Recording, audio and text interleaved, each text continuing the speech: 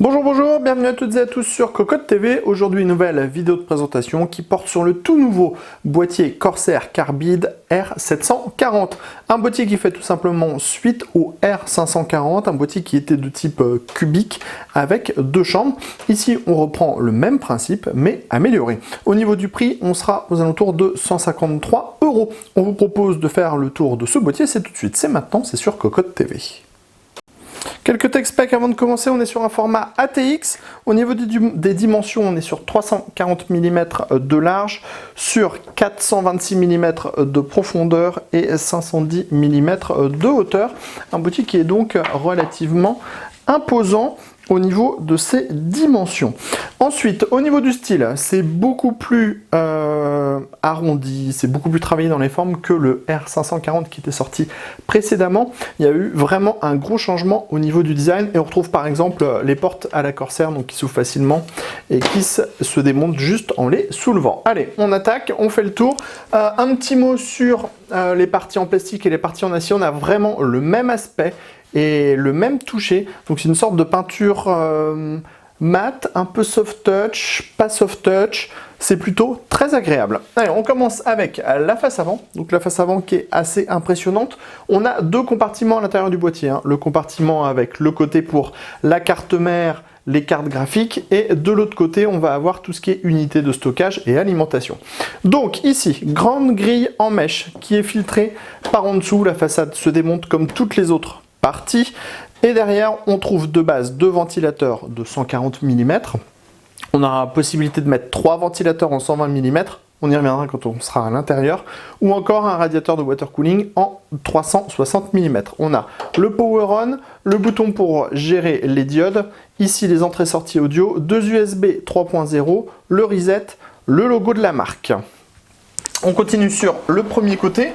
Donc on le voit, on a une jolie porte vitrée. Donc on a l'habitude de ces nouvelles portes chez Corsair. On a une partie en acier sur le dessus et au centre, donc la partie en plexiglas, c'est fumé noir, d'où cette impression de noir très foncé.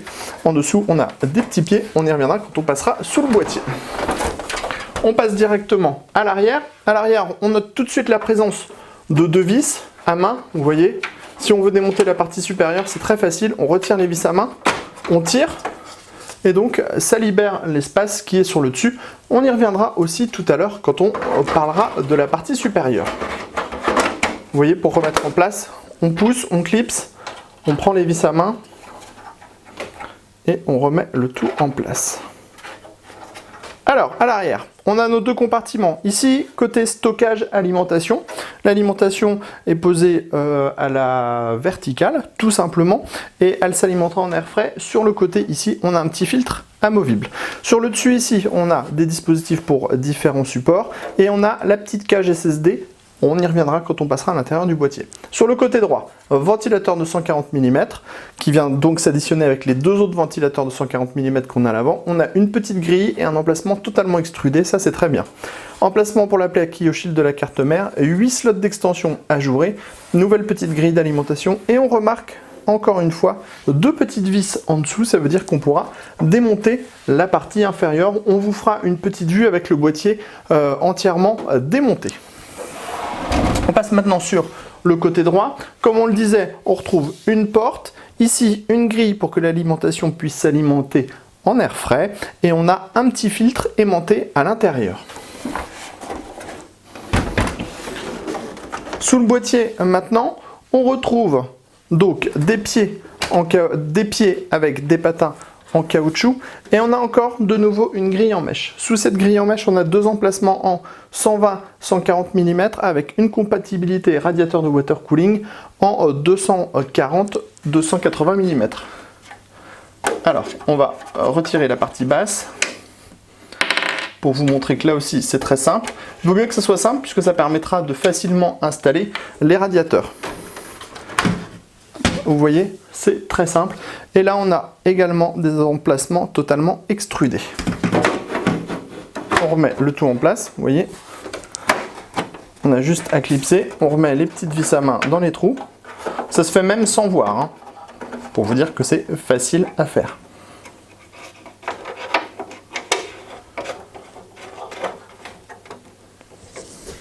Voilà, on a donc fait le tour d'un point de vue extérieur de ce R740 qui est plutôt plaisant. On va maintenant rentrer à l'intérieur. Donc, quelques manipulations. On ouvre la porte, on soulève la porte.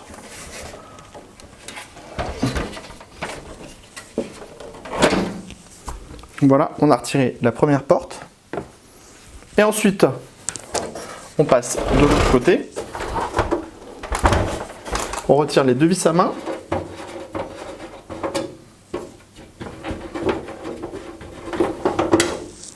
La porte coulisse pareil, hop, elle se retire facilement. Ici, on a le filtre aimanté à destination de l'alimentation. Ouais, très simple à manipuler et très simple à remettre en place.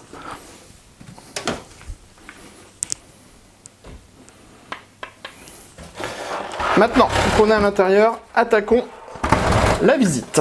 Alors, premièrement, large accès backplate et des passages dans le haut, sur les côtés, sur 2 rangées, avec des caches en caoutchouc à chaque fois. On a également un passage dans le bas et ici d'autres passages. À l'avant, on va trouver, comme on le disait, les 2 ventilateurs en 140 mm. Sachez que la façade avant se démonte, il suffit de resserrer un petit peu ces petits ergots et de pousser la façade en avant. Comme ça, vous aurez accès au filtre qui est en dessous.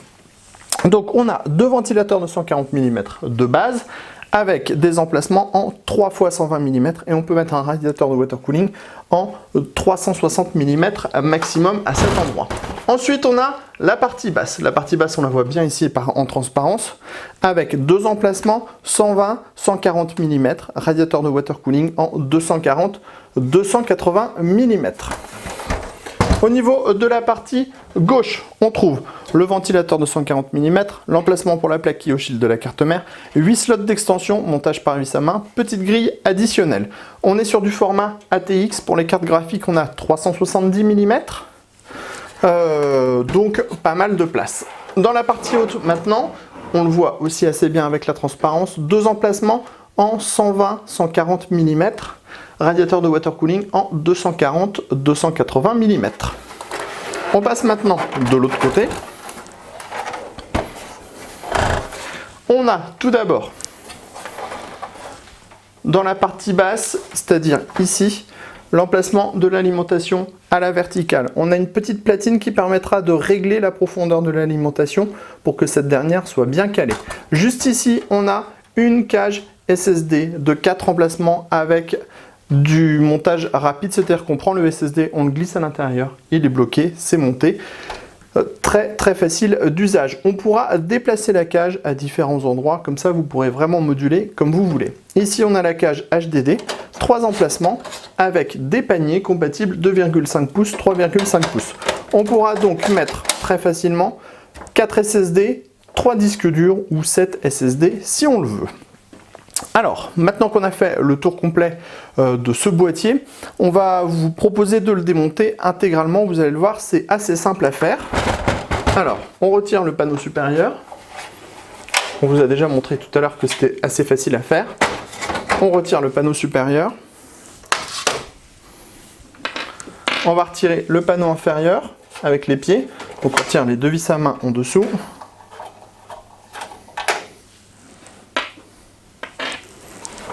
On bascule le boîtier, on tire la partie basse et ensuite on va démonter la face avant qui sera probablement le morceau le plus compliqué à retirer puisqu'il va falloir faire usage de la force comme ceci et on se retrouve donc avec le boîtier et le cube intégralement démonté. Ici on voit on a le filtre aimanté, donc très simple à retirer et très simple à exploiter et à nettoyer et aussi à remettre en place au passage. Donc on le voit, on a 2 gros emplacements sur le dessus deux gros emplacements sur le dessus, deux gros emplacements dans le bas, du 360 mm à l'avant et ici un autre ventilateur de 140 mm. Alors on va essayer de vous faire le test de ce R740 le plus rapidement possible. On se donne rendez-vous sur Cocotte TV pour d'autres vidéos de présentation et sur cocotteland.com pour tous nos articles. À très bientôt.